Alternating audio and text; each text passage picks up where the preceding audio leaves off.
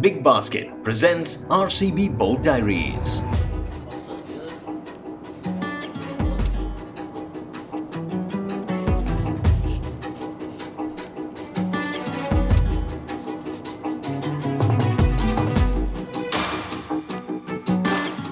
You'd want to be kind of sure of the combination you want to go into the auction with.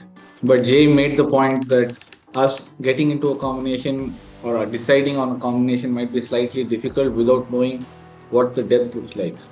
And the obvious comparison is with the IPL, where you could confidently choose on a combination and then you'd have a rich supply across overseas and Indian. So even in our case, just to take a couple of names, like if we had to go in with the plan for just Jonathan, he is quite literally the only left-arm spinner who can bat.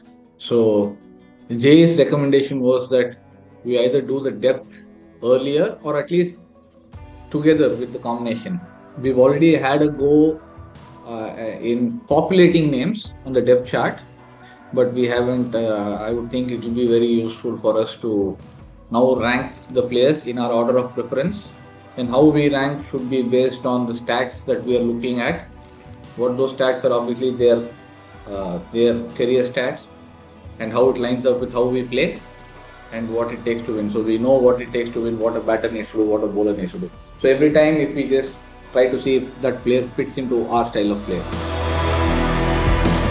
My initial hunch is, after having spent so much money on our batting already, my instinct tells me that our auction plan should be around recruiting the best bowling attacks. And if we're able to find batting options within that, it'll be great. Once that's done, closer to the auction in Mumbai and Delhi, once we know what our priority roles are and we know what the supply looks like and where the player is coming, I was making this point to Jay a little earlier. Just because we have a priority as number one, it doesn't necessarily mean that we allocate a major chunk of money to that player, only because the supply might be great, we might be happy with even player number 3, 4, or the fact that we don't expect that player to go for a large sum of money. I agree with what you're saying. Like, I think we've got to be flexible on structure, because like you say, if you get one player, then you can have one structure. If you miss out on that player, then that completely changes. So I agree on that. This isn't necessarily in the process. I guess a question, obviously there's how much does the order, like the auction order, play a factor in things? Plays a massive role. So they'll come out in those groups, but within that group it could be any order. Exactly. Okay. 10 minutes andre. Boys, big basket. 10 minutes andre, big basket. 10 minutes andre, big basket. Big Basket, delivering in 10 minutes. Rajesh said one of cricket's best cliches, but I do agree with it. Bowling wins you tournaments, and it's a fact. We won the WPL in 24, courtesy bowling. We won the IPL last year, courtesy a mix, but bowling played a huge part. We should continue looking for a balanced bowling attack. 3 pace and 3 spin is a worthy compromise for us. I keep saying compromise, I don't know if it'll come. If our batters come through, it's not going to be a compromise, but we're going to be playing in DY. It is very evident, data and whatever we've played there, very evident that you need to have 3 bowling pace options. Speaking to Smithy, she is also very, very aligned on that she would like to have both skills at her disposal, be it pace or spin. Last year she felt like she had decent pace but not enough spin, and the year prior to that she had decent spin but not enough pace. So, and with the surge in pace, it looks like something we should look to do. And with independent of these numbers, which are evident with the boundaries and sixes increasing, I genuinely believe we should look to recruit players who have power. So if there's one compromise we kind of make is on the batting, and the compromise might be just in terms of names.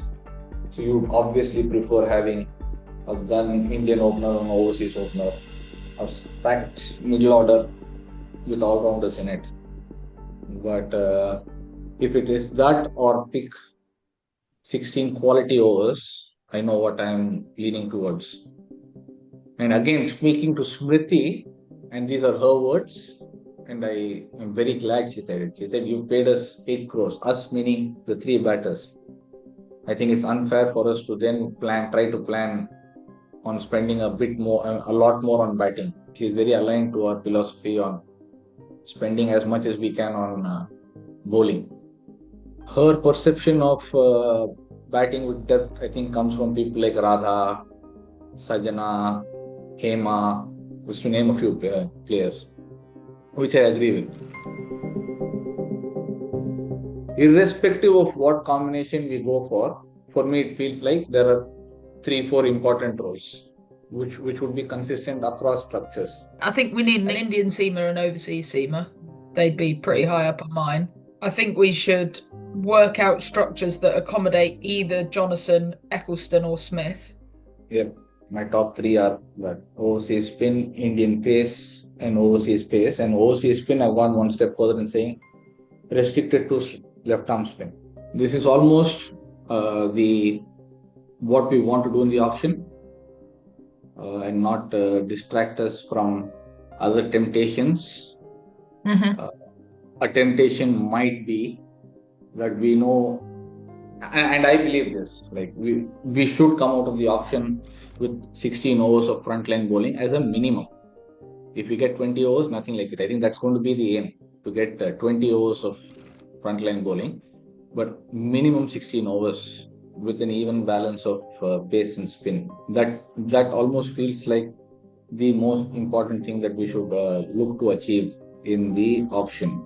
The other parts, 9 cap players, the overseas batters within the top 4 are other things, but for me it feels like we need to be very sure about point 1, 2 and 3 to an extent.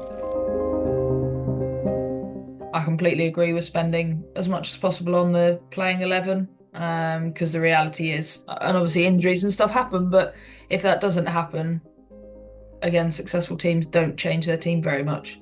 So why wouldn't you go down that route? Yeah, I think there's a lot of good Indian capped bowlers available who do varying jobs with the bat as well. So they'll come into it massively. We had in our previous discussions, that is what combination we're looking for, so on and so forth. Agree on the combination and then prioritize the roles within that combination. Do you have any other query to understand these batters, Anya? No.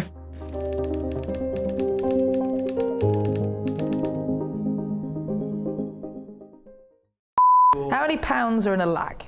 How many pounds in a lakh would be 1,000 pounds in a lakh? Okay.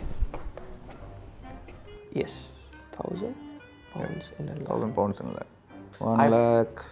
Have you even Yeah, stopped? that's right. Correct, 1,000 pounds So in a lakh. the exact conversion is 854 pounds in a lakh. Okay. Yeah, currency wise. Okay, yeah. But if you're asking the numerical, that metric, it's 1 lakh is 100,000 for you.